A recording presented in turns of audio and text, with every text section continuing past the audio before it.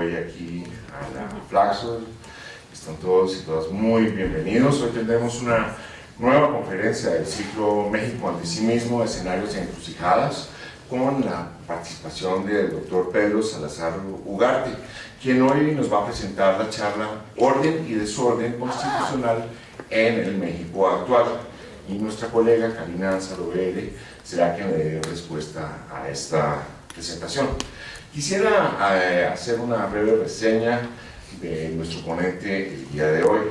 Pedro es profesor e investigador del Instituto de Investigaciones Jurídicas de la UNAM.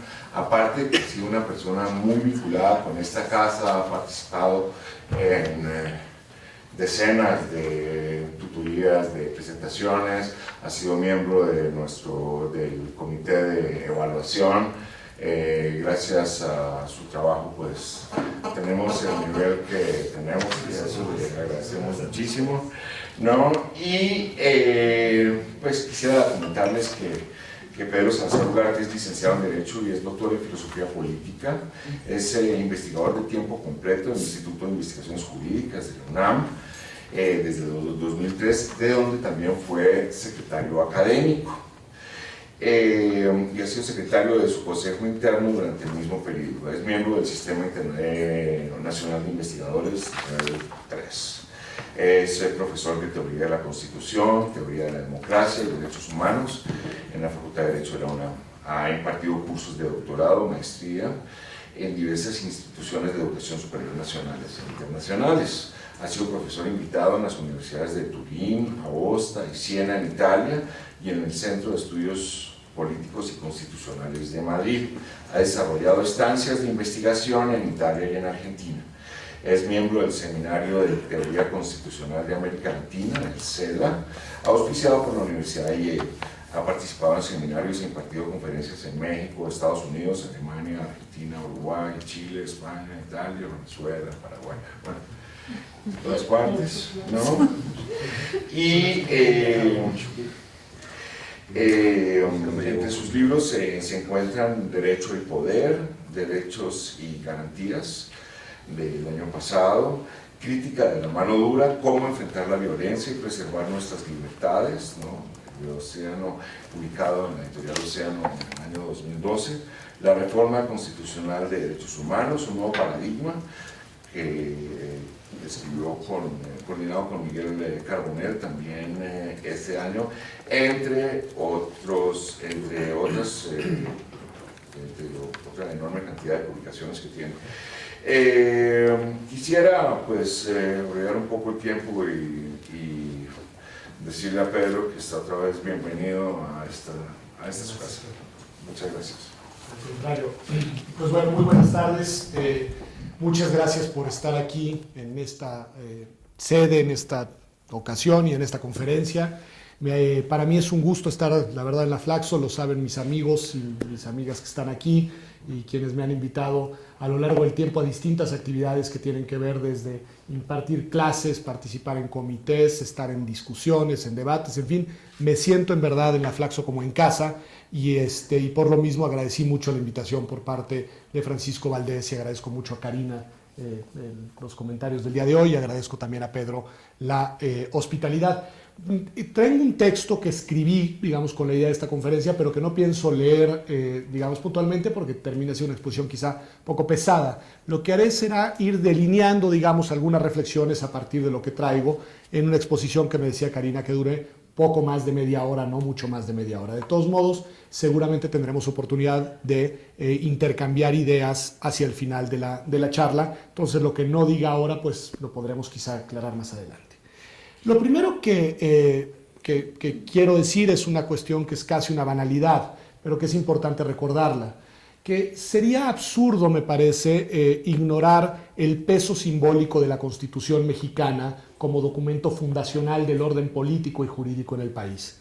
A diferencia de la Constitución de 1857, que en realidad no tuvo una fuerza normativa relevante, que no surtió efectos y que no sirvió para organizar e institucionalizar al México prerrevolucionario, la Constitución de 1917 sí fue un documento que desde el punto de vista político logró, digamos, recoger el acuerdo de las fuerzas políticas disputa y logró también organizar al poder de manera no solo simbólica, sino de manera en realidad jurídica, institucionalizada, con un orden además de un país en un orden federal, que plasmó además en el artículo 40 principios como el de representatividad, el de democracia, el de que México fuera una república y ya posteriormente, hace algunos años, el de que fuera una república además laica. Pero digamos como los fundamentos del Estado mexicano sí quedaron plasmados en la Constitución.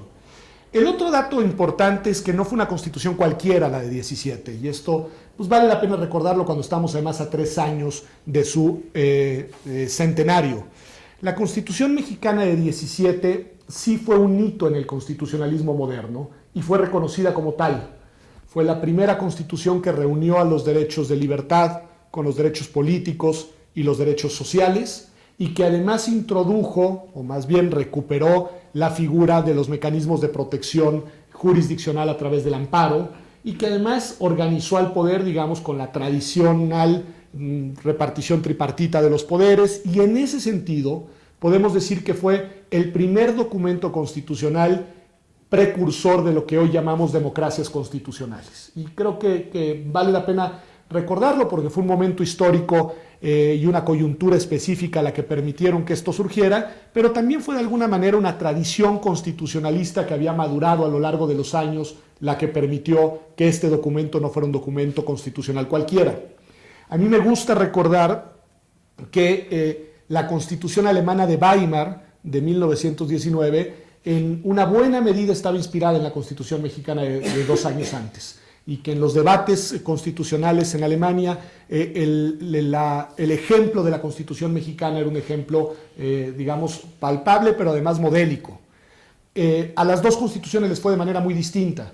La de Weimar, como saben, en 1934 fue arrasada por el fascismo, y además arrasada de una manera particularmente interesante para los constitucionalistas, que no fue a través de un golpe a la Constitución. En realidad lo que hizo el régimen nazi, lo que hizo Hitler, fue utilizar a la misma Constitución para desarticularla y para convertir una democracia parlamentaria en un régimen totalitario.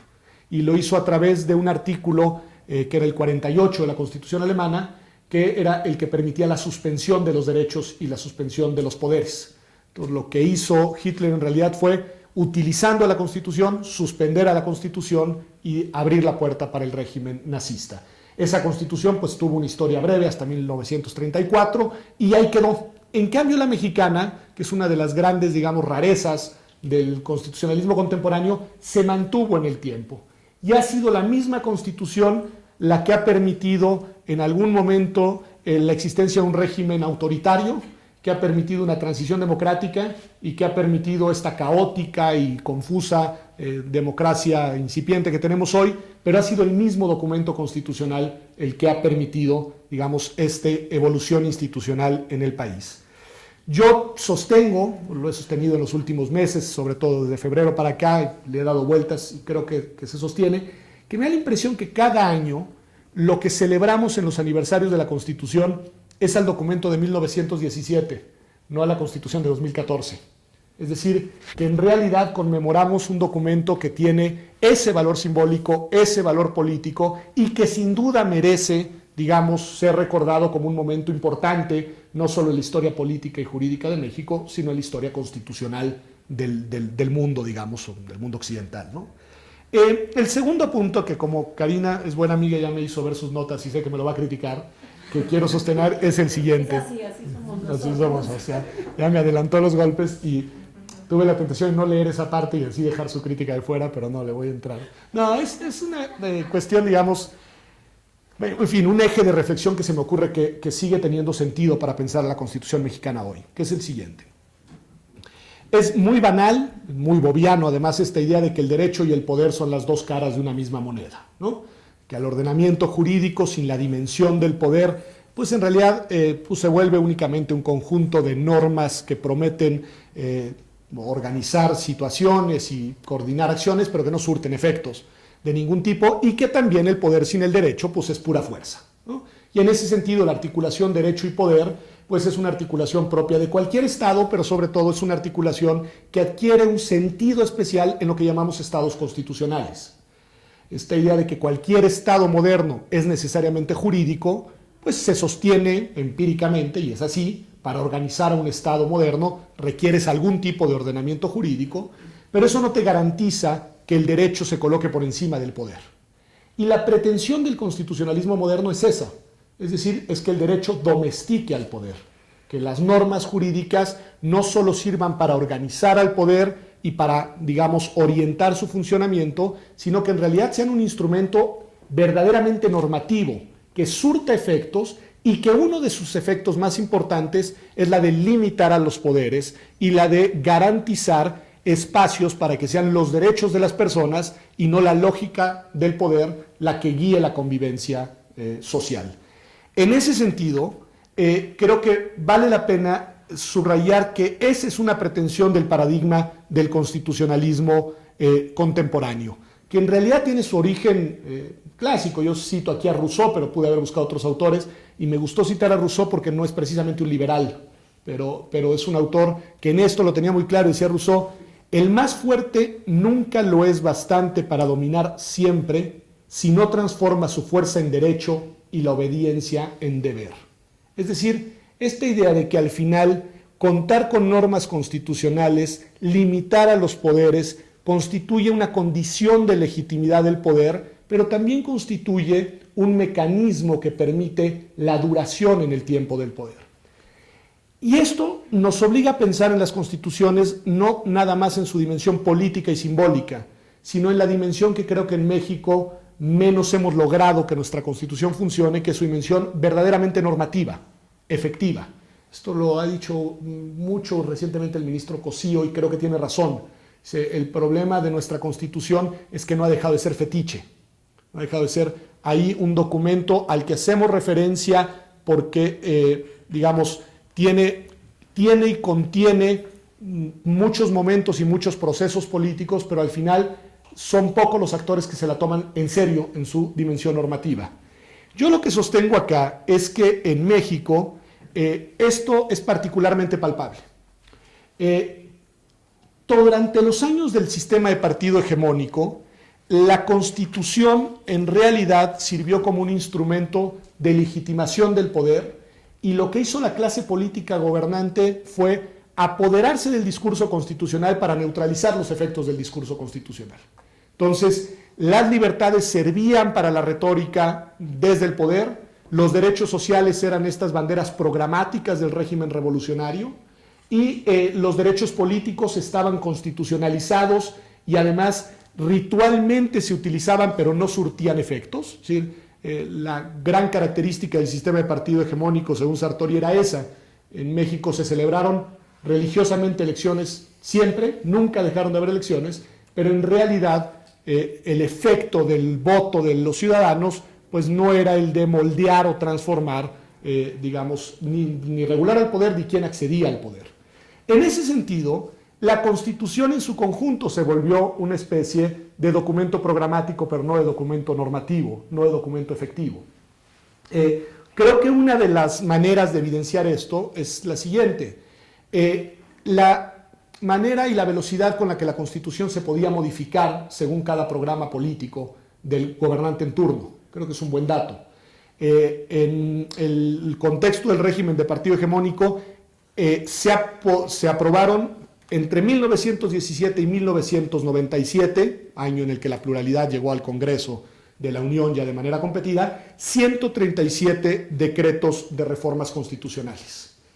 Y estos 137 decretos de reformas constitucionales, en su enorme mayoría, tenían su origen en iniciativas que provenían desde el Poder Ejecutivo. Es decir, el presidente de la República no solo proponía reformas constitucionales, en realidad reformaba la Constitución. Si pensamos que contaba con mayorías calificadas en las dos cámaras y que contaba con las mayorías en todos los congresos de las entidades federativas, pues es fácil entender que en realidad la Constitución era un medio a través del cual el presidente en turno, si deseaba hacerlo constitucionalmente, podía impulsar sus programas de gobierno, ¿no? La Constitución, algo que ponía yo por acá, era jurídicamente rígida, pero políticamente flexible. Es decir, aunque establece una norma en el 135 para supuestamente dificultar su reforma, en realidad las características políticas del régimen permitían que fuera reformada sin mayores reservas. Un dato que me pareció curioso para simbolizar esto fue mirar a la obra emblemática del constitucionalismo mexicano, una obra que los constitucionalistas revisamos y leemos mucho, que es esta que se llama Los derechos del pueblo mexicano, México a través de sus constituciones, ¿no? Son 20, yo la coordiné en una edición que fue cuando cambió esto, 25 tomos en aquella ocasión, y es la historia constitucional en los mismos documentos constitucionales, es decir, iniciativas, debates, decretos de reforma, etc. Es muy interesante ver cómo hasta el año 2006, que fue el año en el que me tocó coordinarla, la manera en la que estaba organizada la información constitucional en esa obra era por sexenios, encabezando por el nombre del presidente en turno. O sea, decía la Constitución de tal a tal año, 6 años, presidente tal, reformas tales. Las legislaturas no tenían ningún papel protagónico en la organización de la obra que, digamos, contiene a la historia constitucional del país. Creo que es un dato simbólicamente muy interesante. En 2006, cuando me tocó con Miguel Carbonell y con Diego Valadez coordinar la nueva edición, nos dimos cuenta e invertimos el orden. Y generó mucha sorpresa el hecho de que propusiéramos organizar ahora la obra por legislatura y no por sexenio, ¿no? Entonces creo que es un buen dato de cómo se concebía la Constitución. Vale la pena quizá una anécdota muy breve, que no es un paréntesis, tiene que ver, pero no estaba en el texto. En alguna ocasión, el entonces senador Manuel Bartlett me invitó a presentar una obra que él había coordinado, que la llamó La Constitución de 1917. La verdad es que no, ahí está la obra para quien la quiera ver, la ironía se sostiene porque ahí está la obra y la pueden consultar, es que en realidad él solo había escrito 2 cuartillas al inicio de la obra y todo lo demás eran documentos constitucionales, eran decretos y eran... Yo le pregunté, bueno, ¿y por qué publica esto usted si están los derechos del pueblo mexicano? Y me dice, no, porque estos decretos en realidad no estaban en ningún lado porque yo los tenía en mi oficina. Y me dice, y además, y esta es la anécdota interesante, me dice, fue una charla previa a la presentación en la que le dije, oiga, don Manuel, y le quiero preguntar algo que parecía pregunta ingenua, ya quizás sí la vio, pero quería ver qué me respondía. Le digo, no sé si se ha fijado, y no sé si ustedes se han fijado en este dato, que es que no existe ninguna obra en México que contenga la historia de las reformas constitucionales en su etapa de aprobación en las legislaturas de los estados. Eso no existe. Nadie ha documentado, que yo conozca al menos, qué pasaba en los estados al aprobarse estos 137 decretos de reforma. Entonces le dije a don Manuel, cuando hablamos de las reformas constitucionales, se habla de las iniciativas que venían del presidente o de quien vinieran, de las 2 cámaras del Congreso de la Unión, y párale de contar, cuando en realidad el poder de reforma constitucional involucra a las legislaturas de los estados, a la mitad más una de las mismas. Y ahí me vio así como diciendo, es ingenuo, medio tarugo, yo qué sé, y me dice, mire, doctor, es que eso no tiene sentido y no lo va a encontrar. Y me acuerdo de la frase textual que me dijo, al menos no hasta que no se empezó a alborotar el gallinero, dice. Porque cuando yo fui, y lo contó después en el evento, esto no es ninguna infidencia, dice, cuando yo fui director general de gobierno de la Secretaría de Gobernación, que era la oficina que llevaba a cabo los procesos de reforma constitucional, dice, a veces me llegaba una solicitud urgente de aprobar una reforma constitucional, pues obviamente desde el gobierno, y yo la tenía que procesar en pocos días, incluso a veces en fines de semana. Dice, y cuando eso sucedía, lo que hacíamos era enviar el decreto a través de un propio a las casas de los presidentes de los congresos de los estados, que a veces estaban en su casa de campo, descansando, en donde fuera, ahí el sábado o domingo, a que firmaran el decreto y ya después el lunes convalidaban la votación, ¿no? Es decir, ya el lunes hacían la formalidad de la votación. Creo que es un dato muy interesante de cómo la Constitución en realidad era eso, un instrumento político moldeable a capricho o necesidad del gobierno en turno, ¿no? Y eso ha cargado sobre el valor y la importancia que le damos a la Constitución. Yo creo que ahora será más interesante ver las discusiones en los congresos de los estados. Tengo registrada una sola reforma constitucional que generó 7 votos en contra de estados, que que es la reforma al artículo 24 en materia de libertad religiosa de hace 2 años, y que además estos votos en contra fueron cabildeados por iglesias protestantes, ¿no?, que se opusieron a la reforma. Es una cosa interesante, pero de ahí en fuera, esa etapa de la reforma constitucional en realidad ha sido un mero trámite, ¿no? Eso es un poco lo que quería subrayar. Pero hay una gran paradoja, que es la siguiente, que no la... Bueno, en fin, no importa quién la ha detectado, pero quien la ha documentado ahora de mejor manera son, sin duda, María Amparo Casar y Nacho Marván, que es que la Constitución no se dejó de reformar una vez que el país se democratizó. Que en realidad esta tesis de que los gobiernos divididos generan parálisis legislativa no vale para el tema de las reformas constitucionales. La Constitución se ha reformado más de 1997 a la fecha que en esos años precedentes. Es decir, una vez que ya había pluralidad en la Cámara de Diputados y en la Cámara de Senadores y en los congresos de los estados, la Constitución no se ha dejado de reformar y, de hecho, el sexenio en el que más reformas se han aprobado en toda la historia de la Constitución, regresando a la idea de presidentes, es el de Felipe Calderón. En el sexenio de Felipe Calderón se aprobaron el 20% de las reformas totales a la Constitución desde 1917. Fueron 39 decretos de reforma solo en el sexenio de Calderón. Y al paso que arrancó Peña Nieto, me parece que se lo va a llevar de calle. Es decir, la pluralidad política no se ha vuelto un factor que inhiba las reformas constitucionales.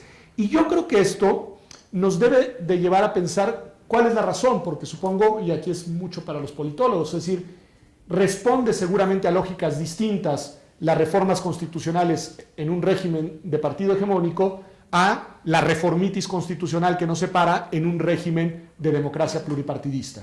Hay seguramente racionalidades diferentes, pero lo interesante es cómo nuestra Constitución sigue siendo objeto de reformas constantes. El saldo final, hasta el 1 de mayo, que fue cuando escribí estas notas, son 610 reformas a la Constitución a través de 216 decretos de reforma. Lo que lleva, esto lo contó el ocioso de Héctor Fix-Fierro, que hace estas cosas, lleva a que tiene 3 veces más palabras el texto actual que el de 1917. Es 3 veces más grande, es la Constitución más grande de América Latina, es más grande que la ecuatoriana, que la boliviana y que la venezolana. Es interesante ese dato. Es una Constitución que en un solo artículo, que es el 28, tiene más palabras que el texto original de toda la Constitución de 1917. Es decir, y ahora voy a hacer una reflexión sobre los efectos que ha tenido, digamos, esta transformación constitucional, que esto es lo que llamo ya no orden, sino desorden constitucional. Y es interesante que se han modificado los 2 grandes apartados de la Constitución. Los constitucionalistas solemos dividir a las constituciones en la parte sustantiva o dogmática o de los derechos, lo que se llamaba garantías individuales y ahora derechos humanos, y la parte que tiene que ver con la parte orgánica o de organización de los poderes. Bueno, nuestra Constitución, perdón Pedro, lo podemos poner acá sin problema, nuestra Constitución se ha modificado, ¿está bien? ¿Sí? Está bien. La Constitución se ha modificado en sus 2 grandes apartados de manera muy sustantiva.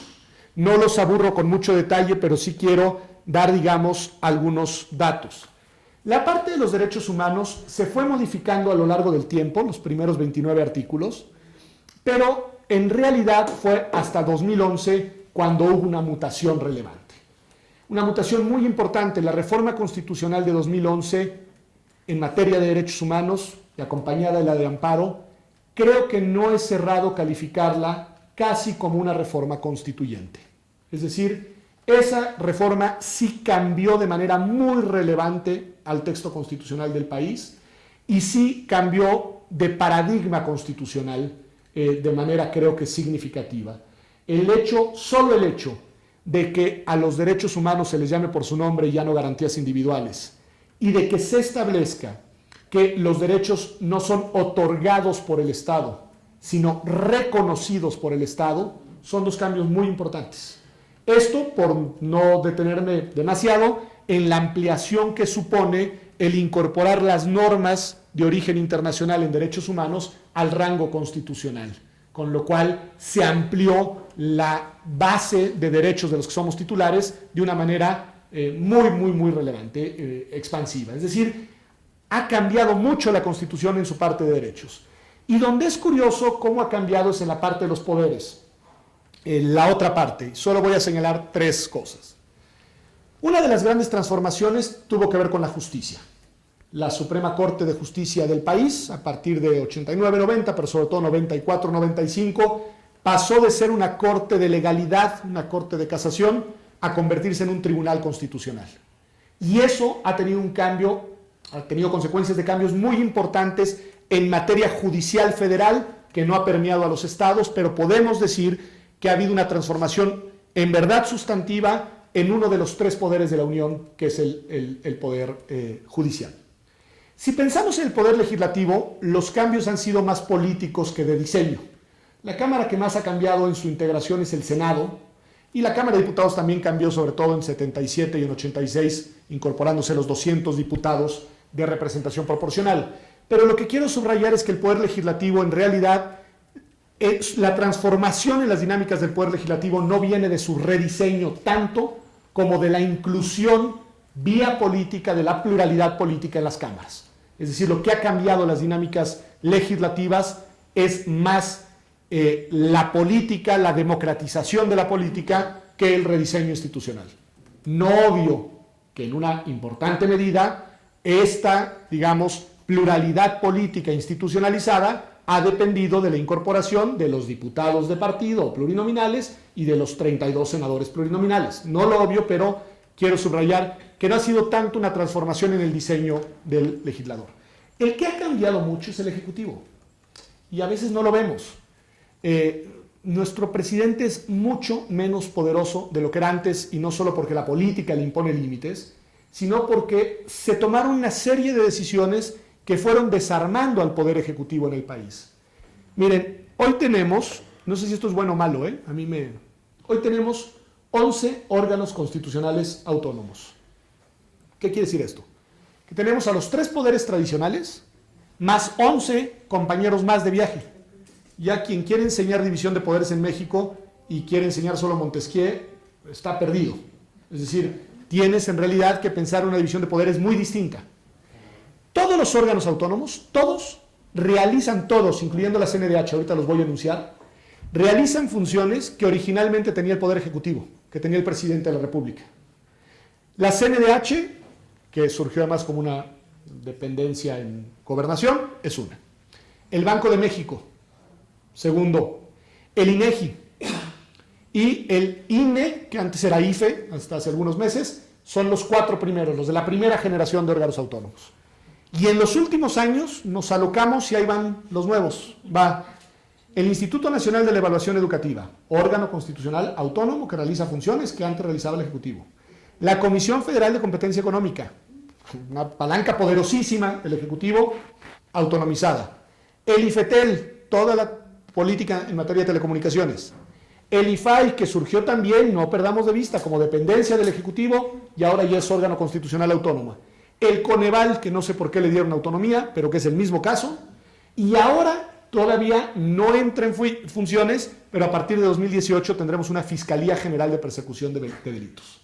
Es decir, adiós al Procurador General de la República, una de las palancas más poderosas del Ejecutivo, se va. A mí es quizá la única autonomía que me gustaba de todas las que acabo de anunciar, de las últimas. Pero bueno, ahí están.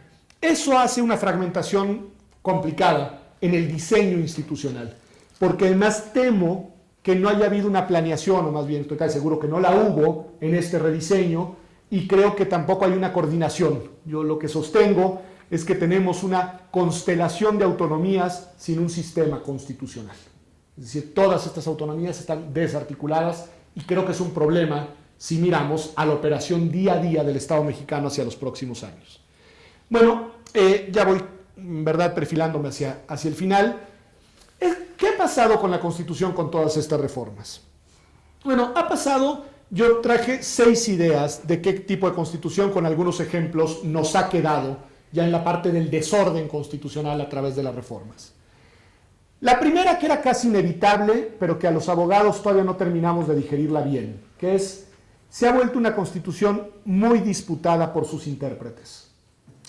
esta tesis de que las constituciones ordenaban y de que bastaba estudiar derecho para entender qué decía la Constitución y que la Constitución era un documento que quienes sabían técnicamente interpretarlo produciría solamente una lectura constitucional, bueno, eso está absolutamente, no solo en México, en el mundo, pero está absolutamente rebasado. Hoy, nuestra Suprema Corte de Justicia es el mejor ejemplo de que ser constitucionalista no es garantía de nada. Los ministros, las ministras están absolutamente divididos en cómo interpretar un artículo de la Constitución. No se ponen de acuerdo en qué quiere decir el artículo primero de la Constitución. Es increíble la división que vivimos en la Corte. Tenemos, en realidad, dos salas que interpretan a la Constitución de manera radicalmente distinta y que una y otra vez emiten decisiones con contradicciones de tesis. La más importante para mí, y es yo creo que una decisión que marca una época y sobre la cual vale la pena ponernos a estudiar y escribir, creo, seriamente, es la decisión de la famosa contradicción de tesis 293-2011. No los aburro, se aprueba la reforma de derechos humanos en 2011 y cada sala de la Corte lee una cosa distinta en materia de jerarquía de los tratados internacionales de derechos humanos.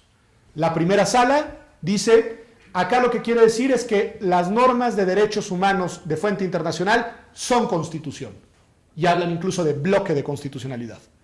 La segunda sala, leyendo la misma Constitución, dice, no, acá lo que dice es que los tratados de derechos humanos, de derechos humanos, están por abajo de la Constitución, pero por encima de las leyes federales, es decir, son un segundo piso. ¿Sí? Ahí ya hay una división de pareceres. Aprueban sus tesis y las lanzan al Poder Judicial y agárrense los jueces y magistrados de todo el país a ver qué hacen con dos interpretaciones contradictorias. Le dan a un ministro la encomienda de llevar un proyecto a la mesa y poner de acuerdo a sus compañeros, ministro Arturo Saldívar. Lleva a la mesa en 2012 el caso y se da cuenta que la división es 5-5 y que era probable, él es de la primera sala, por primera vez en nuestra Corte ya se autodenominan como liberales y conservadores. Esto es nuevo y ya se hablan, ellos dicen yo soy liberal, yo soy conservador. Bueno, este es de los liberales, de los que decía que los tratados de derechos humanos tienen la misma jerarquía y mide que va a perder la decisión. ¿Y qué hace el ministro Saldívar?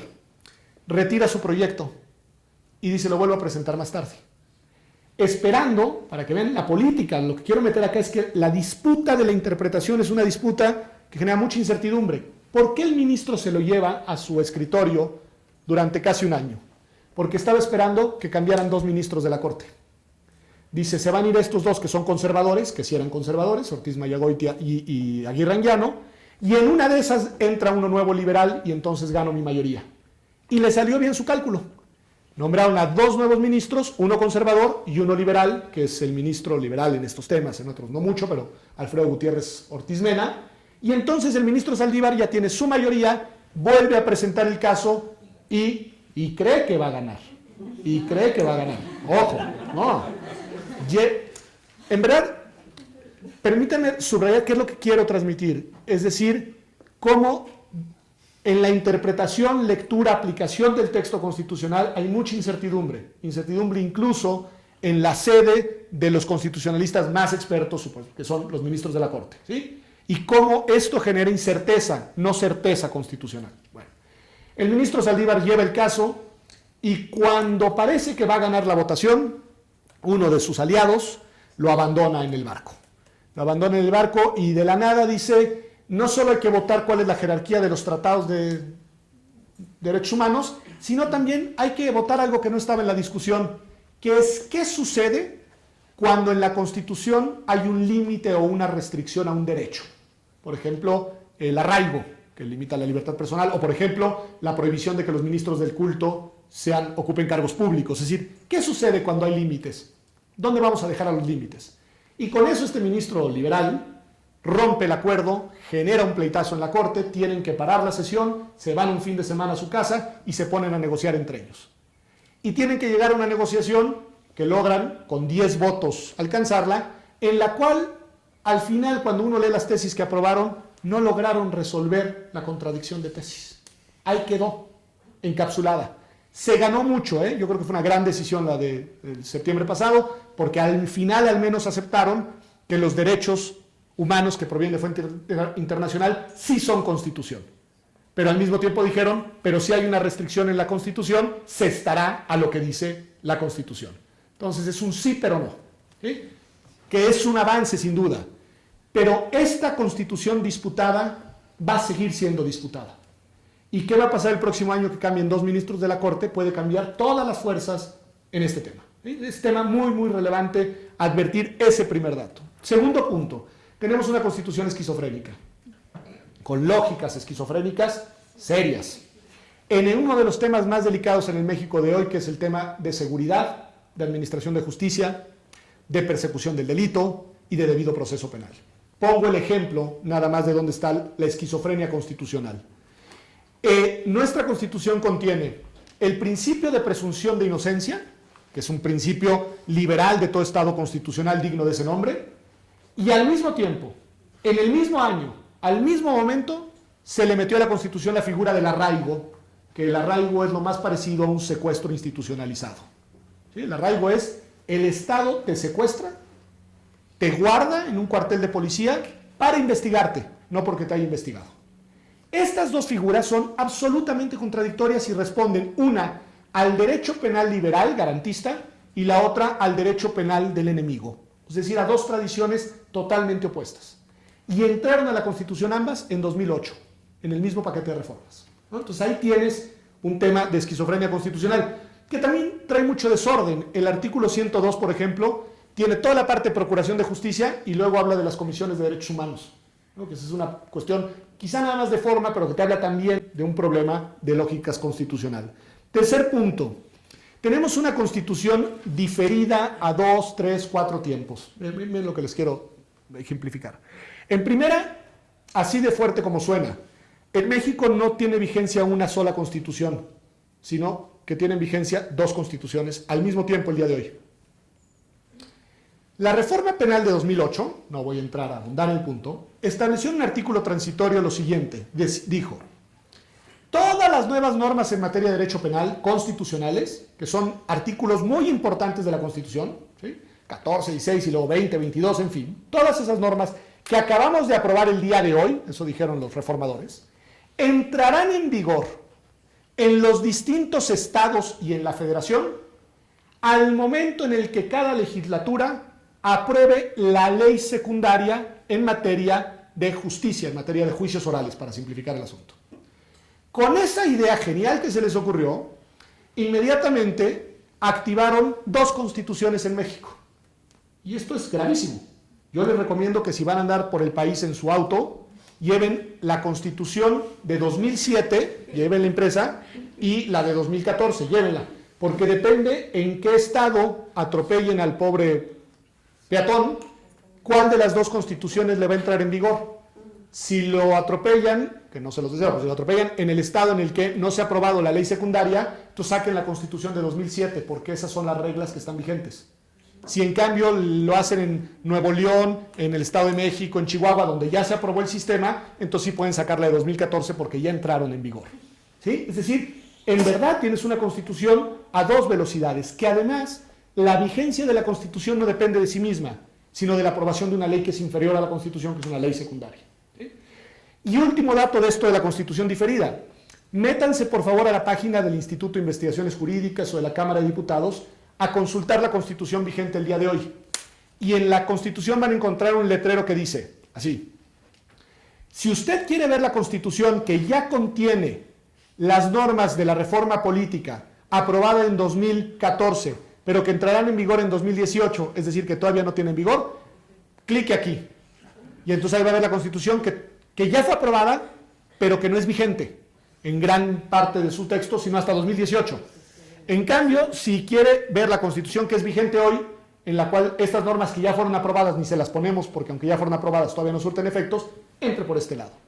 Es decir, hay una verdadera confusión constitucional que a la hora de los litigios se vuelve problemática.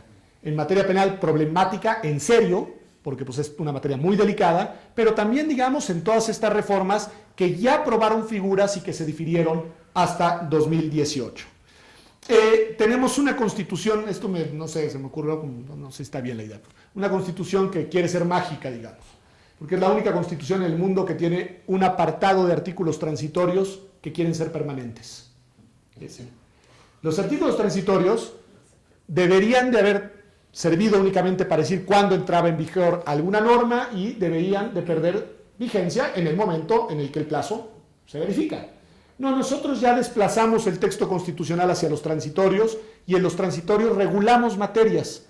Hoy, esto no es exagerado, la extensión, lo hicimos al revisar este texto, la extensión del texto constitucional es igual a la extensión de su apartado transitorio. Tienen la misma extensión.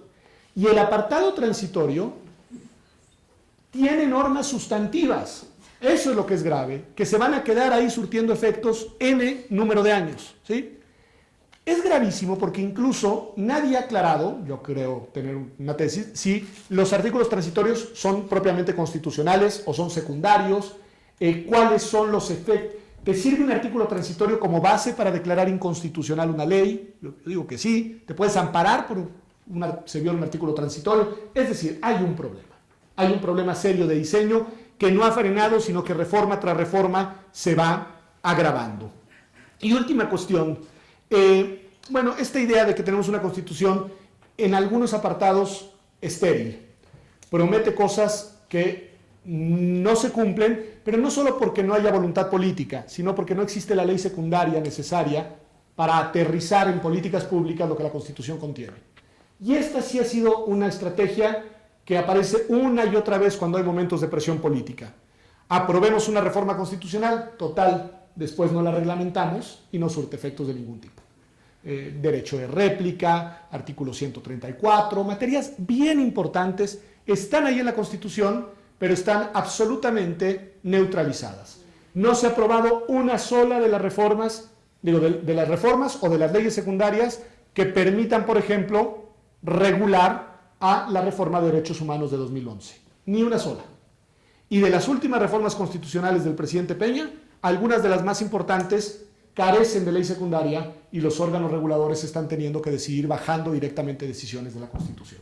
Es decir, el tema es serio de seguir modificando la Constitución sin hacer el trabajo legislativo secundario que permita ser efectiva a la Constitución. Me gusta citarlo y le he citado un montón de veces la siguiente frase que en realidad no es de Samuel Ramos, sino de Andrés Siegfried, está en el libro de Samuel Ramos del perfil del hombre y la cultura en México, que me gusta mucho porque creo que esto no ha cambiado. Y esto del siglo XIX y no ha cambiado. Decía este texto, esta idea de Siegfried visitando América Latina, dice: nunca he oído hablar tanto de Constitución como en esos países en los que la Constitución se viola todos los días.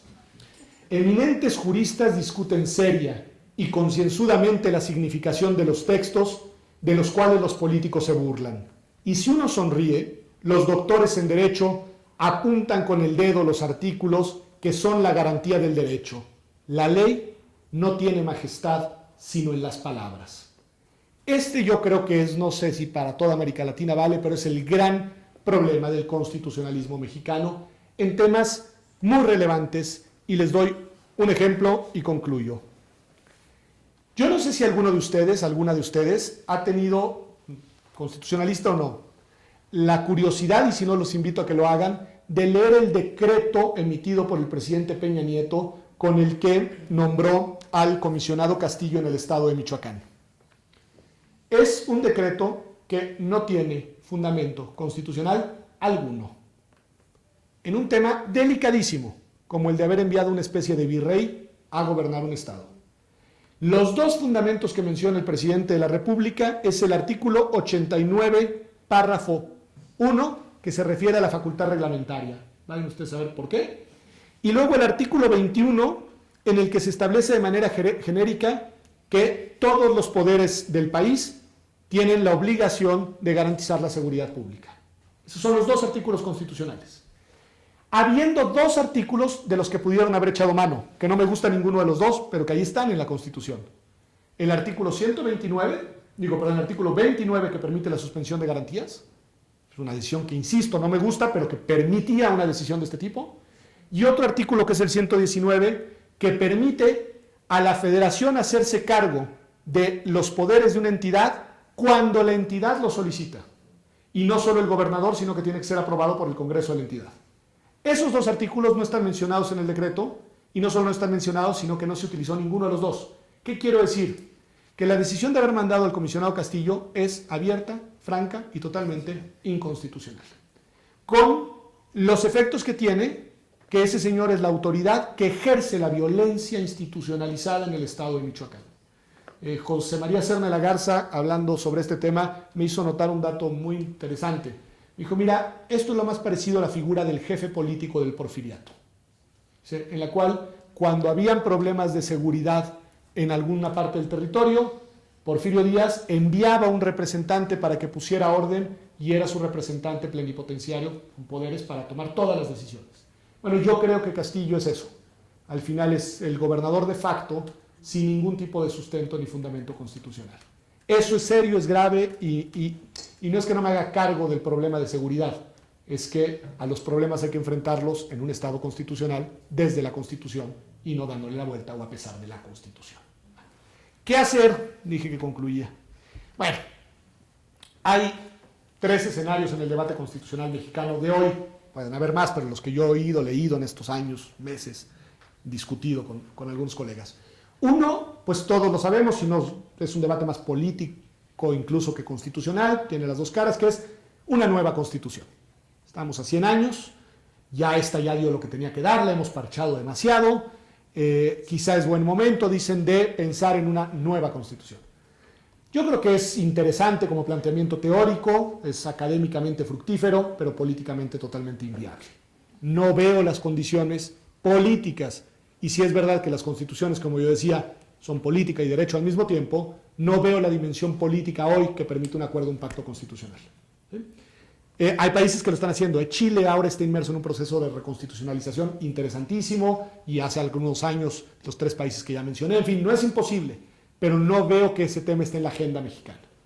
Segunda posibilidad, esta es la más académica de todas, esta es de Héctor Fix Fierro, me gusta su idea, pero creo que es para los profesores y nada más. Profesoras, profesores, que es, realicemos una revisión técnica de la Constitución. Es decir, veamos el texto y depurémoslo. Quitémosle las inconsistencias, quitémosle las redundancias, busquemos una redacción más clara, adelgacémoslo en todo lo que no sea sustantivo, es decir, démosle una buena revisada a la Constitución. Los suizos lo hicieron esto, con éxito. Es decir, revisemos a la Constitución para que vuelva a ser un documento más o menos coherente, ordenado y sobre todo accesible. Los italianos, la Corte italiana, hubo un momento en su desorden legislativo en el que tuvieron que invertir un principio básico del derecho. Los italianos llegaron a la conclusión de que en Italia la ignorancia de la ley sí exime de su cumplimiento. Y yo creo que estamos ahí. Yo creo que en México estamos por decir, si usted ignora la Constitución, no tiene la culpa. Y si no la ha leído tampoco. En fin, ahí hay un tema que esta segunda alternativa de la revisión técnica algo promete. Y la tercera y última, que también sé que ya Karina me la va a criticar, que está la propuesto Miguel Carbonell, le ha insistido yo y le hemos ahí rebotado, es que al menos la dejen en paz unos 10 añitos. Una moratoria de reformas. Que se esperen a que surta los efectos las reformas que ya aprobaron, que empecemos a ver qué pasa con esta Constitución, a ver, dejémosla que empiece a surtir efectos, creemos las leyes secundarias, hagamos las políticas públicas, no la toquemos unos años. Si tocándola no ha pasado gran cosa, igual y si no la tocamos puede surtir un efecto positivo. A mí me gusta la idea de la moratoria y no creo para nada que la política tenga que pasar por una reconstitucionalización permanente. Hay 3 principios desde la teoría del derecho, que es lo último que digo, que son yo creo que básicos desde la conceptualización del derecho, que es la necesidad de contar con normas estables, estabilidad normativa, con normas claras, la importancia de que las normas sean accesibles y que no sean susceptibles de tanta interpretación disputada, y que las normas sean prospectivas, que no sean retroactivas, ¿no? Esto es Joseph Rasses, digamos, constitucionalismo muy básico. ¿Y por qué? Porque si no son estables, si no son claras, si no son prospectivas, se pierden las 2 únicas cosas que yo creo que justifican la existencia del derecho, que es la certeza y la seguridad jurídicas. porque como el derecho es un artificio, es un instrumento que solo nos sirve si nos da más de lo que nos quita. Y creo que lo más que nos puede dar, o lo único que nos puede dar, es cierta certeza y cierta seguridad jurídicas en general y sobre todo en materia de nuestros derechos humanos fundamentales. Entonces, bueno, esas serían las ideas que traía de dar. Muchas gracias.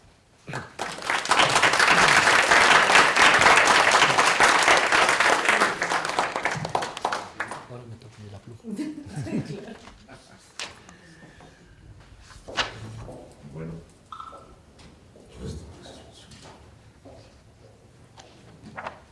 ¿Quieres te paso a usted?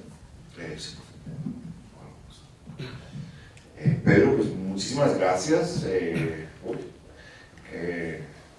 Qué paseo tan interesante sobre la Constitución mexicana.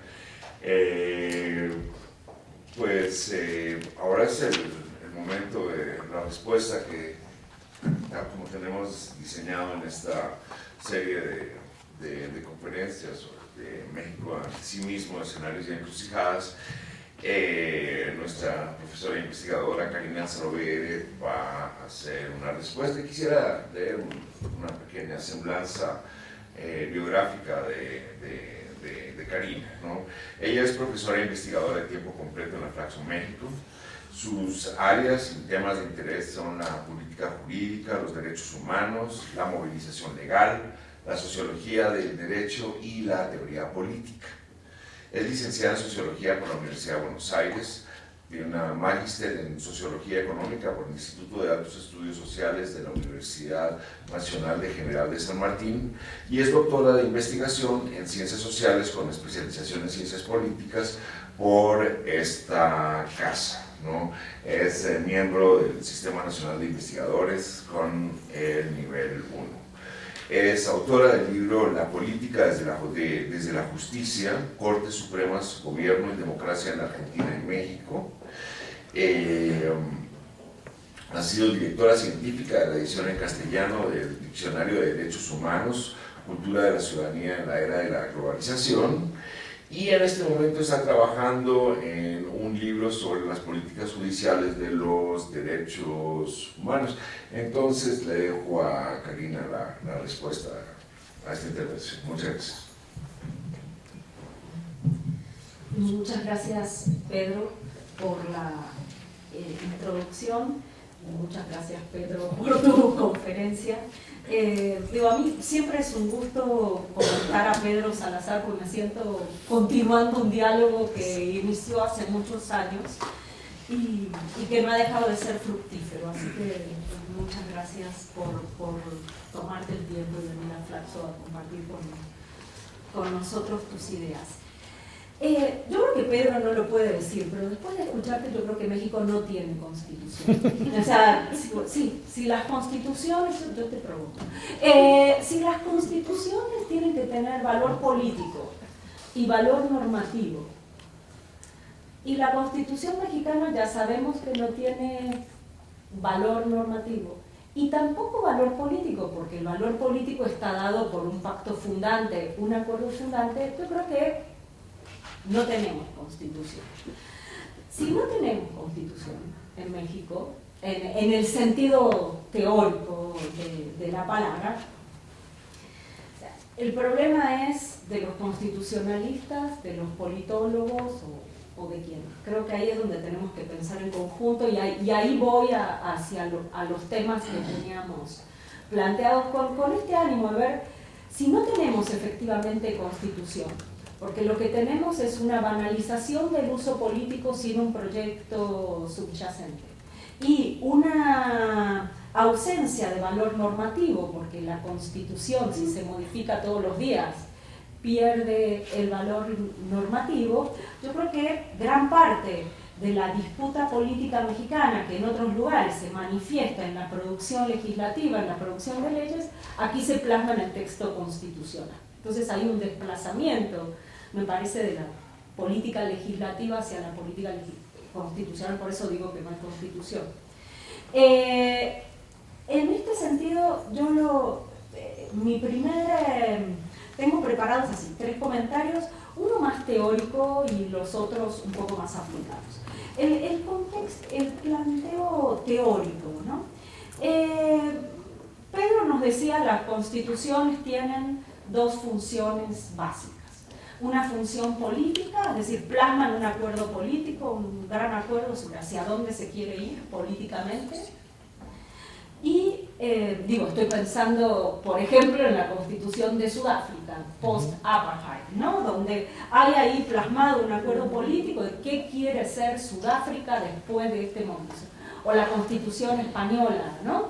Es decir, que constituyen momentos políticos fundantes y expresan un acuerdo político, un proyecto político de largo alcance. Creo que esa era la función de la Constitución del 17 y me parece que por eso se añora o se celebra el texto del 17 y no el texto de ahora. La otra función es obviamente la función normativa, la de dar coherencia al orden jurídico, servir de parámetro de interpretación de las normas y demás. Tú nos dices que si bien se reconocen estas 2 funciones de la Constitución, tú consideras que el derecho tiene superioridad, la función normativa, de alguna manera, tiene superioridad respecto de la función política. ¿Por qué? Bueno, fundamentalmente porque la idea en los estados liberales es que frente a el derecho opere como un límite frente a los excesos de la política. Entonces lo que tenemos son 2 escenarios, o un escenario en que la política está por encima del derecho, que no sería, donde lo único que tenemos es una función política de la Constitución, sin una función normativa, o un segundo escenario donde lo que tenemos es al derecho por encima de la política, es decir, la función normativa como estructurante de la función política. Mi punto teórico es que lo que la realidad, y ahí viene mi función de cientista social, es la realidad nos plantea que en realidad las cosas se producen al mismo momento. No existe ni una superioridad normativa pura, ni una superioridad política pura, y si no, a lo mejor no sería más productivo poder pensar, más que en una relación de superioridad, en una relación de implicación mutua dinámica, que quizás donde podamos compatibilizar la disonancia. Porque, como tú bien decías, una constitución que no plasme un proyecto político es un papel muerto, pero también una constitución que solo sea proyecto político y tenga un valor simbólico, pero no un valor normativo, va hacia el mismo punto. Entonces, mi punto, por eso digo que es un punto más teórico, es si no podríamos pensar en una relación dinámica entre ambas dimensiones de la relación y no solo de superioridad de una o de superioridad de la otra. El otro punto que me gustaría resaltar tiene que ver con una aproximación, sociopolítica a la dinámica constitucional mexicana. Y creo que lo que tú nos planteas es el régimen de presidencialismo de partido hegemónico.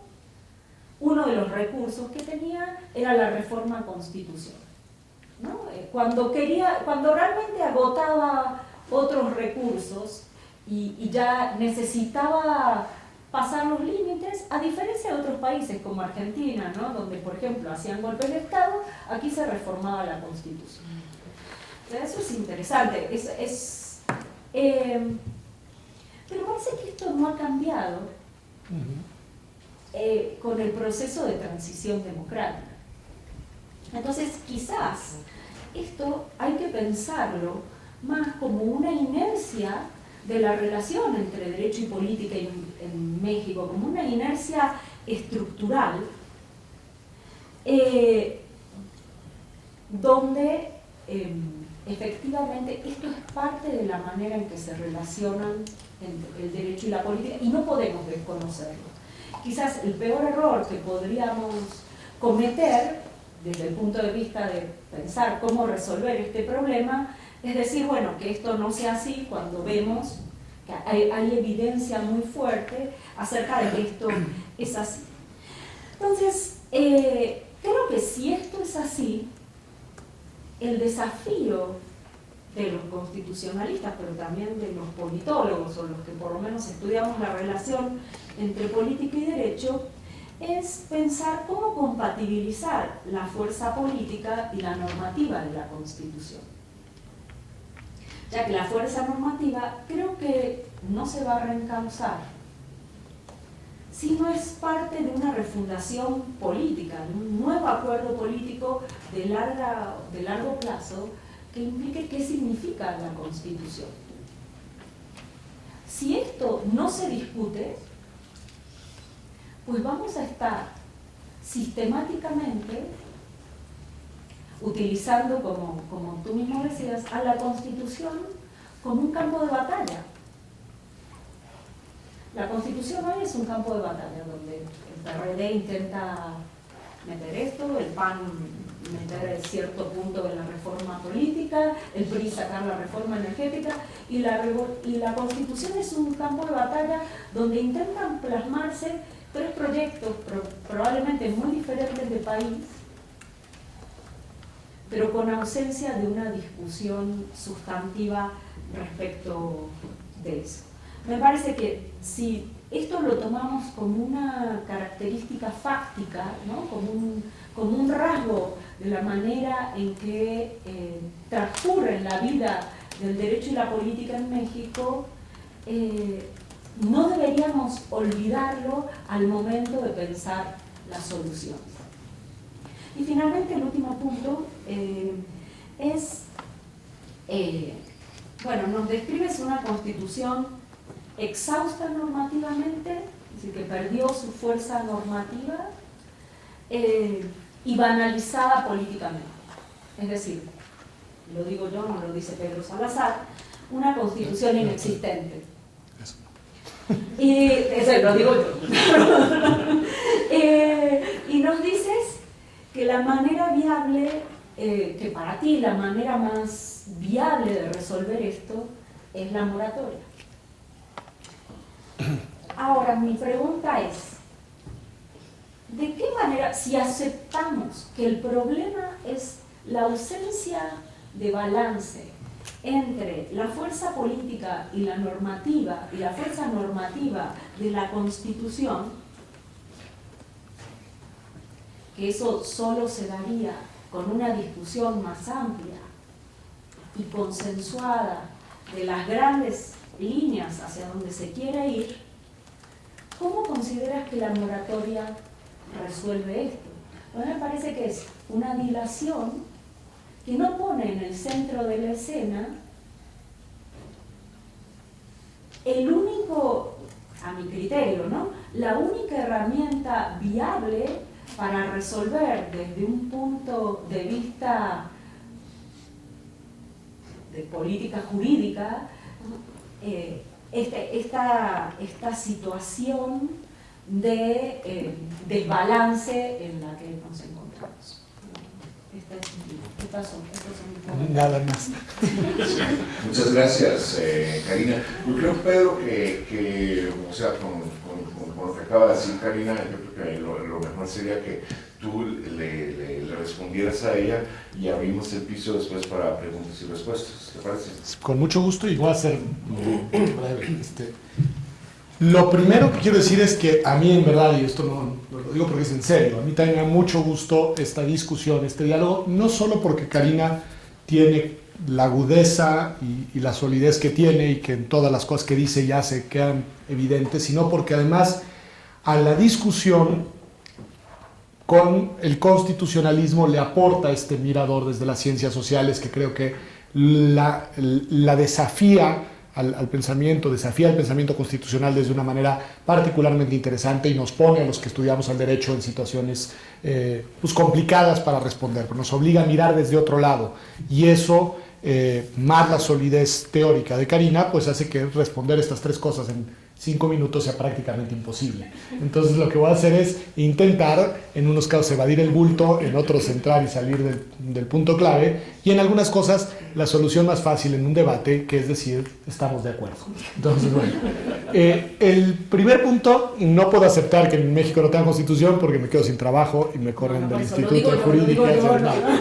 Pero me parece muy interesante el asunto, porque creo que nos obliga a pensar en una cosa que ahí está, digamos, pero que nos obliga a problematizarla desde un mirador multidisciplinario, que eso es además, si no se ve desde un mirador multidisciplinario no se puede problematizar bien este tema, que es, más allá de la existencia de un documento que llamamos Constitución, creo que debemos preguntarnos cuál es la utilidad real de ese documento, asumiendo que probablemente en efecto esa Constitución no sirve para ordenar lo que las constituciones prometen ordenar, y que quizá lo que tenemos no es tanto una constitución, sino un orden institucional, que ese orden institucional es un orden que podríamos llamar orden constitucional, pero que no necesariamente responde al documento. Que muchas de las dinámicas del funcionamiento de las instituciones del Estado mexicano, que sí existen, no son una entelequia, suceden al margen o a pesar de la Constitución. Probablemente esta idea de Moratti de la constitución formal y la constitución material en México nos la deberíamos de tomar muy en serio y preguntarnos qué es lo que la constitución prescribe y qué es lo que en la realidad sucede y hacer una valoración de cuál es la constitución material del México del siglo XXI independientemente de lo que dice su constitución formal e intentar mirar críticamente cuáles son las tensiones y las relaciones entre estas dos dimensiones de análisis. Creo que sería en verdad muy interesante pensarlo porque en verdad no, o sea, hay un enorme grado de litigiosidad en este país que utiliza la Constitución como pretexto, por ejemplo. Entonces, la Constitución sí es utilizada para impulsar causas políticas, causas sociales, es decir, la Constitución tiene un valor político indiscutible. Simbólico, me parece que el solo hecho de que se le reforme tanto reafirma su valor simbólico todo el tiempo, pero también tiene una pretensión de valor prescriptivo y esa pretensión de valor prescriptivo es a la que apelan todos los que van a la Constitución para llevar un caso ante el Poder Judicial que cada vez además se da con más frecuencia desde el punto de vista de los conflictos políticos. Basta con mirar cómo los conflictos políticos entre los poderes de las entidades federativas dejaron de resolverse en la Secretaría de Gobernación y se trasladaron a la Suprema Corte de Justicia con la sola creación de las controversias constitucionales, ¿no? Ahí tienes como una dinámica política la encauzas constitucionalmente con una pequeña reforma al 105 constitucional. Es decir, esa dimensión de la Constitución es indiscutible. Lo que pasa es que la parte más prometedora, que es toda la que tiene que ver con los derechos, es una gran mentira. Es decir, es una gran mentira para millones de mexicanos y allí hay una contradicción entre esa dimensión de la Constitución y la realidad. Luego, escuchándote, pensaba una cosa que creo que es otra interesante para darle vueltas. Quizá lo que pasa es que nuestra Constitución de 17 quería resolver los problemas del siglo XIX y no sentar las bases para enfrentar los problemas del siglo XX. Pensémoslo así, veamos cómo el debate del siglo XIX era un debate académico, teórico, intelectual, político, era armado, era militar, pero pasaba por intentar constitucionalizar al país en clave liberal, federal o conservador centralista. Y uno lo ve en las constituciones, uno ve al final la Constitución de 1857 fue recuperada del 57 tirando a la basura de 1836, porque lo que era una disputa era de un proyecto de país que sí iba en una constitución. Y luego la Constitución de 57, que es en realidad el germen de la de 17 en gran medida, no surtió efectos jurídicos, pero tuvo un gran valor de símbolo de victoria política de una parte sobre la otra. Y en ese sentido la Constitución de 17 fue como cerrarle la cortina al siglo XIX, pero no surtió efectos, digamos, normativos. Inmediatamente después, el régimen político se empezó a organizar al margen de la Constitución y convirtió en retórica política al texto constitucional. Y ahí creo que hay algo que vale la pena pensar, porque ese documento ha sido parchado una y otra vez, pero ya creo que tú tienes razón, sin que responda a la pregunta fundamental de qué constitución queremos y para qué queremos una constitución. Yo creo que esa puede ser una gran cosa. Ahora, el tema es de derecho y política, derecho y poder. Sí lo pongo como un problema en el plano sí muy prescriptivo y muy teórico, pero es relevante. Nada más traigo a colación a la mesa y no la redito. La discusión Kelsen-Schmitt. La discusión Kelsen-Schmitt, ahí está, creo, el valor de estos dos polos. A la hora de las decisiones políticas fundamentales, ¿qué debe prevalecer y quién las debe adoptar? La lógica del poder político, que además Schmitt la simbolizaba en la excepción, en la lógica de la decisión política, o la deliberación técnica en una cámara de juristas expertos llamada Suprema Corte o Corte Constitucional, que era la solución de Kelsen. Y sí es toda la lógica de qué tipo de Estado quieres. Un Estado en el que el poder somete al derecho y lo modula a capricho, o un Estado en el que el derecho tiene una pretensión real de domesticar al poder. Y creo que toda la lógica de la teoría constitucional contemporánea es la lógica de Kelsen y no la de Schmitt, lo cual no quiere decir que en México seamos más kelsenianos que schmittianos. Eso no, en los hechos. Mi punto era si puede haber un camino intermedio entre Kelsen y Schmitt. Mi punto era ese. Es que yo creo que tú tienes razón en la mirada de las ciencias sociales de que en el día a día es muy difícil escindir el mundo del derecho del mundo de la política y que el derecho es moldeado por la política y la política de alguna manera es encauzada por el derecho. Eso yo creo que es inevitable.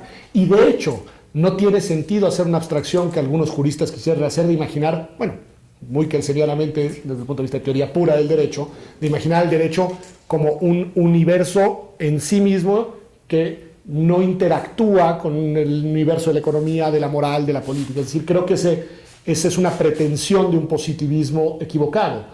De hecho, yo creo que el gran error de Kelsen fue no aceptar que la que él llamó norma hipotética fundamental para sostener toda su teoría, precisamente por no querer contaminarse con la política, se llamaba poder constituyente. Si Kelsen hubiera dicho la norma hipotética fundamental es la política, no el derecho, creo que hubiera cuadrado mejor su teoría. No lo podía aceptar porque era renunciar a todo el postulado teórico del positivismo jurídico que él mismo proponía, ¿no? Pero creo que si bien esa interacción entre política y derecho es real y en el plano descriptivo es ineludible, desde el punto de vista prescriptivo de la teoría constitucional sí hace una diferencia argumentar subrayando el polo del derecho sobre el del poder o viceversa a la hora de plantear cómo debe de visualizarse un debate constitucional. Porque en alguna medida plantea la distancia entre el pensamiento constitucionalista y el autoritario. Y ahí creo que en ese nivel prescriptivo la pretensión de que la política esté domesticada por el derecho sigue siendo una pretensión prescriptiva, pero loable, ¿no? Ese es el punto en el que la reivindico. A ver, se me ocurre lo siguiente, pero estas son como las ocurrencias, hay que tener cuidado, ¿verdad? Pero se me ocurrió escuchándote lo siguiente y ya con esto casi concluyo, que es, a ver, por momentos, y dándote que es en donde digo, estamos de acuerdo, por momentos, escuchándote, me daba la impresión de que quizá una diferencia de las reformas entre 1917 y 1997, o sea, pre-democratización y las posteriores, es que cuando reformaban la Constitución en el sistema de partido hegemónico, era efectivamente porque habían elegido que ese era el medio que habían, en esa ocasión, lo podían hacer al margen de la Constitución, decían, vamos a hacerlo a través de la Constitución para que sí cambiaran las cosas. Cambiaban la Constitución con la finalidad de adecuar las normas para un proyecto político que podía ser coyuntural, pero que en efecto iba a suceder, que querían llevar a cabo. Y a veces me da la impresión de que lo que sucede de 97 para acá es que se cambia la Constitución para que no cambien las cosas. Es decir, que hay una especie de gatopardismo constitucional, que en realidad modificas la Constitución porque en ese debate, en esa disputa que tú señalas y que más me gustó mucho este día de la lucha por la Constitución, la batalla por la Constitución, es ahí en donde se resuelve el conflicto político, es ahí donde se descarga la presión social, es ahí donde se canaliza la atención de la opinión pública y es ahí en donde se agota el espíritu transformador. Es decir, la reforma de la Constitución es un fin en sí misma y no es un medio para que pase algo más. Y si es así, en efecto lo que estamos haciendo es cada vez más recargando el valor simbólico y político sobre el valor normativo de la Constitución, prescriptivo de la Constitución. Y creo que pues vale la pena darle vueltas, eso te digo que era al escucharte. Y lo último de la moratoria. A ver, yo no creo que la moratoria resuelva el problema del Estado constitucional mexicano, pero sí creo que es la mejor manera de sortear la coyuntura en la que estamos metidos ahora. Es decir, la coyuntura del momento, para hacernos la pregunta que tú propones y que me parece lo más pertinente, que es ¿qué queremos con nuestra Constitución? No cuál Constitución queremos, ¿para qué queremos la Constitución? ¿Qué Constitución quiere el México de hoy de cara hacia adelante? Bueno, creo que para podernos hacer esa pregunta no es el momento de activar un proceso de reconstitucionalización, que sería la primera alternativa. Creo que la propuesta de Héctor Fix es muy bonita, pero está bien en el cubículo, ¿no? ¿No? En el cubículo. No, pero la otra de la moratoria, cuando menos es un llamado de atención a los actores políticos de decir, dejen en paz la Constitución para que se pongan además a hacer otra cosa, empezamos por las leyes secundarias, pero además para abrir el espacio necesario en el cual a 3 años del centenario nos hagamos la pregunta fundamental, y ya no solo los abogados ni los constitucionalistas, sino una pregunta en un sentido mucho más amplio, de para qué queremos un Estado constitucional en México y qué tipo de Estado constitucional queremos. Entonces, la moratoria es más para ganar tiempo que para solucionar el problema de fondo. Y en eso sí, totalmente de acuerdo. No, sé que no contesté todo, pero bueno. Bueno, Pedro, muchísimas gracias. Ahora abrimos a preguntas y respuestas. Si, por favor, vamos a reunir 3 preguntas y después las analizamos.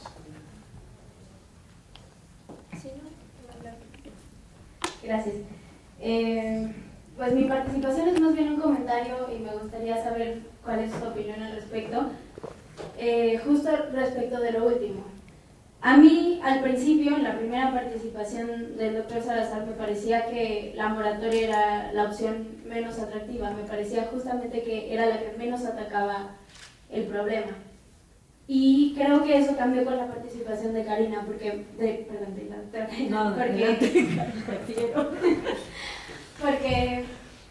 creo que más que un problema solo de política, es un tema de cultura jurídica y política en México. No sé si eso sucede en otras latitudes, pero me parece que el hecho de que los actores políticos recurran a reformas constitucionales viene no solamente de un capricho, o sea, de la intención de que quede una marca en la Constitución en su paso por la legislatura, sino porque realmente incluso los movimientos sociales y la sociedad legitima estos cambios constitucionales y se dan por bien servidos con el hecho de que ya esté la reforma constitucional. Y creo que lo comentaba al principio con la reforma al artículo 5 en materia de telecomunicaciones. Creo que ese fue un ejemplo muy importante. La sociedad celebró una reforma constitucional que a la fecha sigue estando discutida su reglamentación, que es en donde está el punto importante de la garantía de los derechos. Y creo que no es nada más un tema de los actores políticos y de quien materialmente tiene la opción de cambiar la Constitución, sino también cómo pensamos el derecho y cómo pensamos la política y el derecho relacionados. La moratoria me parece entonces que sería una alternativa siempre y cuando fuera acompañada por una reeducación en la cultura jurídica mexicana, al dejar de darle tanta importancia a lo que dice la Constitución y cómo y prestándole más y cambiando los reflectores a cómo se instrumenta. Muchas gracias. Otra pregunta, por favor. Benjamín. Por favor. Bueno, dale. Sí, gracias, buenas tardes. Doctor, a mí me pareció muy atractiva la propuesta de la moratoria, pero creo que faltaría, antes de entrar a ella, hacerle una reforma al Congreso. Yo no me explico cómo es posible que en México durante tantos años hayamos tenido un Congreso que en mucho tiempo trabajó, entre comillas, porque el Congreso no decidía nada, 3 meses, y ahora tenemos en México un Congreso que trabaja 6, entonces tiene que legislar con tanto gusto, tanta manía reforma constitucional, pues no queda tiempo para hacer la legislación adecuadamente, y entonces se tiene que ir de vacaciones ya, les urge cerrar la cortina, y dejan un montón de tarea pendiente. Y entonces cuando vuelven a retomar el hilo de la discusión, pues resulta que está el presupuesto, y hay muchísimas razones para que vayan dejando de lado los trabajos que van pendientes, y pues el Congreso debería tener una reforma, creo yo, para trabajar todo el año, a lo mejor tener un descansito en diciembre, algún otro en Semana Santa, y ya. Pero ¿cómo pensamos tener un país que tiene en orden su legislación y en orden su constitución si el Congreso se la pasa de vacaciones 6 meses? Me parece que esa reforma tendría que estar antes para luego pasarla hacia la moratoria. No sé si usted comparta mi punto de vista. Muchas gracias, doctor Penkin. Sí. Y bueno, primero que todo, estuvo padrísimo y aprendí mucho de la interacción también entre ustedes. Si tiene razón, y la Constitución fue hecha con ojos hacia el 19 y no con ojos hacia el 20, eso puede explicar en parte, si eso es cierto, que la Constitución se convierte muchas veces en un obstáculo para aquellos cambios que la política, sea la autoritaria antes y ahora la más pluralista, llamémosla, cuando quiere cambiar cosas, tiene que, pues, primero que todo, quitar los obstáculos que existen para esos cambios que quieren. Y por eso me sorprendió un poco lo que dijiste en la segunda parte, que cambian para no cambiar. Yo primero que todo diría que eso es algo muy general, que cubre demasiadas cosas. No es lo mismo, por ejemplo, las reformas políticas esas que se están haciendo ahora, que si INE, WIFE o lo que fuese, que por ejemplo la reforma energética. La reforma energética tiene el propósito ciertamente de cambiar cosas y quitar cosas que están obstaculizando eso. No importa lo que uno piense de los cambios propuestos, ¿no? Un poco también quisieron hacer eso con la laboral, pero los cambios que se hicieron en términos de la capacidad de vender propiedad comunal y todas estas cosas que sucedieron en su tiempo con Salinas y demás, ciertamente tenían el objeto de cambiar la correlación de fuerzas, de cambiar los obstáculos jurídicos que prevenían pues, la conversión del país en otra cosa, otra vez indiferentemente de lo que uno quiere que suceda, ¿no? Entonces sí me asombró eso que estabas diciendo. Quiero decir una cosa más en tono de broma, aunque ya no sé si es broma. Digo, no, dijiste que el presidente ha perdido poder. Quiere decir que no va a poder arreglar los juegos de la FIFA para que México gane. Seguro Digo, porque mis amigos en el Twitter y esto están llenos de eso, ¿no? Ya no voy a ver los juegos porque ya sé que México va a ser clasificado gracias al poder de Peña Nieto para influir sobre la FIFA. Y para eso no necesito hacer cambios constitucionales. No, bueno, pero si eso era un poco en broma. Yo diría, a ver, yo creo que las tres son igualmente utópicas, tal cual. Tendrá que haber una combinación, es decir, no cambies cosas nomás por andar cambiando. No hagas cambios constitucionales cada vez que la elección no te gusta como fue. Guarda los cambios constitucionales para cosas un poquito más centrales y más importantes, obstáculos de verdad para la transformación del país. Pero tampoco te puedes quedar, digo, obviamente, hay países que viven también sin constitución propiamente hablando, ¿verdad? Y pues se las han arreglado más o menos, algunos de ellos. Entonces, digo, existe también esas posibilidades de, digamos, de minimizar cambios, pero por el otro lado no puedes congelar algo, ni por uno. Imagínate que tú decides, para hacer moratoria necesitas un acuerdo nacional increíble para que decidan no cambiar nada. Bueno, pues si puedes hacer ese acuerdo nacional para eso, pues lo puedes usar para hacer pues, las cosas un poco mejor en muchos aspectos, ¿no? Entonces me parece que ni la moratoria, ni cada una de las tres, para que las repito, y por sí solas, pueden ser realizables como tales. Tiene que haber una combinación de los tres factores que estás hablando, porque también hay que revisarla técnicamente para que no pongan tonterías que después se vuelven contradictorias o no permiten cambio, o no permiten leyes secundarias adecuadas, o toman en cuenta los tiempos de que ahí vienen las elecciones del 2015 y no te pongas ahorita a hacer cosas, digo, todo ese tipo de cosas. Bueno, me extendí demasiado, pero por ahí va. Bueno, muchas gracias, Benjamín. Un montón, pero también le toca a Karina, que conste. No, a mí no. Tú eres el expositor. Yo creo, Paulina, que tocas una cosa bien importante. Yo sí creo que hay que preguntarnos seriamente cuál es la cultura constitucional en México, y no basta con lo que nos indican las encuestas que conocemos, que hemos hecho de cultura constitucional, incluso en Jurídicas van creo que 3 ediciones, y a mí me parece que sería interesante ahora hacer una 4ª edición de cara al centenario, pero bueno. Pero además tiene razón, me hiciste pensar mucho con esto que dices, cómo a veces la batalla política de la sociedad civil es para reformar la Constitución y ahí se agota la batalla política. Esa es una cosa interesante. Y cómo hay cosas que se podrían ganar sin reformar la Constitución, pero si se ganan de esa manera parece que no fueron triunfos verdaderamente contundentes, que el verdadero triunfo está en logré modificar la Constitución, cuando en realidad quizá por otra vía podrías, ya con los elementos normativos que hay, lograr ciertos avances, pero creo que ahí hay que pensarlo. Creo que es muy buena, la verdad, tu reflexión, y nos coloca además a pensar en el problema constitucional desde otro mirador, y un mirador mucho más sociológico, cultural. Yo creo que está muy bien. La reforma del Congreso, lo que pasa es que depende de qué queremos, porque si lo que queremos es que ya dejen de andar legislando, entonces necesitamos en realidad ponerle un poco de pausa.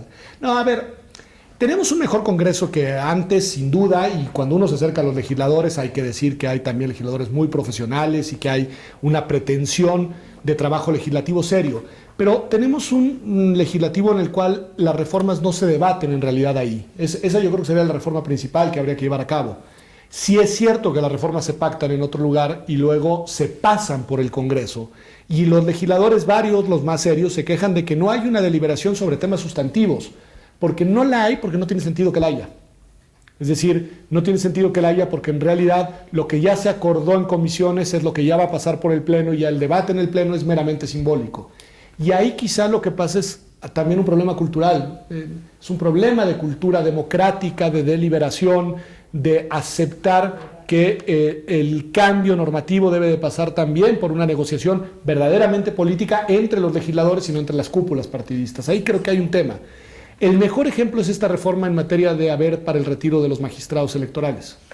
Es decir, es un gol de media cancha del que nadie sabe o que nadie quiere decir quién fue el que lo redactó, pero que es real que molestó mucho a los legisladores que lo terminaron votando. Es decir, los diputados sabían que o votaban ahí el paquete de reformas legislativas en materia secundaria, o nos íbamos a la elección de 2015 sin leyes secundarias, y ya venía y ya no había manera de regresarlo al Senado porque el Senado ya había dictaminado, etcétera, etcétera. Y ahí te habla muy bien de cómo el trabajo legislativo de diseño normativo no necesariamente lo hacen los legisladores, que son los que terminan. Ahí creo que hay un tema importante que es más de índole política que jurídica, pero que vale la pena pensarlo. Y sobre lo de Benjamín, fíjate que tienes toda la razón, fue así como pero quizá valdría la pena hacer ese ejercicio, Benjamín, de identificar las reformas y ver cuál era la finalidad que podemos ver a la luz de lo que ha sucedido con ellas, de su aprobación. Porque mira, yo pensaba, y no sé si esto valga, quizá las reformas a los cambios a los poderes tienen esa pretensión de transformación, pero las que tienen más que ver con los derechos tienen más únicamente la dimensión de reconocimiento simbólico. Porque te escuchaba y tienes razón, la energética la quieren modificar para que puedan pasar cosas, y además es interesante lo que dicen por los que están metidos en el medio, que es, la quieren hacer bien, porque lo que quieren dar es un mensaje de certeza jurídica a los operadores económicos que van a entrar al mercado y que no quieren meter sus manos porque dicen, allá en México la inestabilidad y la inseguridad jurídica son brutales. Entonces, y como son más serios, porque estos son finlandeses y son suecos y son dicen, no, pues acá hay que tener una cuestión de certeza normativa que les dé a ellos en verdad tranquilidad a la hora de hacer sus contratos, ¿no? Pero eso que se pretende ahí, en realidad no es lo mismo que se pretendía cuando modificaron el 134 para prohibir la propaganda de los actores políticos en los medios y el derecho de réplica, es decir, y la de derechos humanos, que ahí igual la celebramos todos, pero ahí estamos esperando que alguien la baje a normas y la baje a políticas públicas. Entonces creo que esta manera de clasificar las reformas podría ser muy sugerente, ¿eh? Algunas reformas para mover obstáculos y cambiar las cosas, y otras en realidad para quitarle presión a la política y en realidad mantener el status quo. No sé, creo que puede ser interesante. Otra cosa, hay un actor bien interesante en materia constitucional que está ganando un protagonismo relevante, sobre todo en el ámbito de derechos, y que es la Corte. Nada más sí hay que decirlo, esta nueva etapa de la Corte está siendo muy interesante en las decisiones que están tomando, en dotar de contenido a los derechos que el legislador no está dotando de reglamentación secundaria. Y sobre todo la primera sala está haciendo en verdad algunas decisiones que son de transformación de gran calado, ¿no? Hay ahora unas muy interesantes. Y luego, escuchando a Benjamín, ya concluyo, tiene razón, ninguna de las tres es viable en sí misma, está muy, incluso desde el punto de vista práctico, cómo lo operas. Pero se me ocurre una alternativa, apostando por la moratoria. Modificar el 135 constitucional para dificultar en serio el proceso de reforma. Es decir, solo una propuesta en serio de modifiquemos el 135 para que ya no sea tan fácil modificar la Constitución. Yo no sé si te dan claras otras, les pongo un ejemplo en España. En España hay muchos ejemplos de país, pero España tiene dos mecanismos de reforma constitucional. Y el mecanismo más rígido, el más difícil, es brutal. Es el siguiente. Por eso yo siempre bromeo con los alumnos que por eso, aunque la princesita Leonor les gusta mucho a los españoles y quisiera la monarquía modificar la Constitución española para que la princesita tenga la garantía de que es rey y no la vaya a desbancar un eventual hermanito que tengan sus papás, porque eso sería lo que pasaría si nace un princesito, no han podido cambiar la Constitución porque es imposible prácticamente modificar, no por razones de sustancia, se podría modificar, sino por razones de procedimiento. Para cambiar ese artículo de la Constitución española necesitas mayoría calificada en las Cortes, disolución de las Cortes, es decir, los propios legisladores que se van a su casa, llamas a nuevas elecciones, integran las Cortes y las nuevas Cortes tienen que volverla a votar con mayoría calificada y luego te vas a un referéndum popular en el que tiene que participar más del 51% de los electores y tienen que aprobarla por mayoría de los votantes. Es casi tan difícil como registrar en México un candidato independiente. Entonces, bueno, una modificación al 135, con esa nos ganaríamos la moratoria. No, pero bueno, se me ocurrió escuchándote a ti, que decía, tienes razón, está complicadísimo. Muchas gracias. Yo creo que ya con eso tenemos el tema bien caliente y bien contemplado. Pues quiero agradecerle a Pedro la participación. Gracias a Pedro. Gracias. Al contrario. Muchas gracias.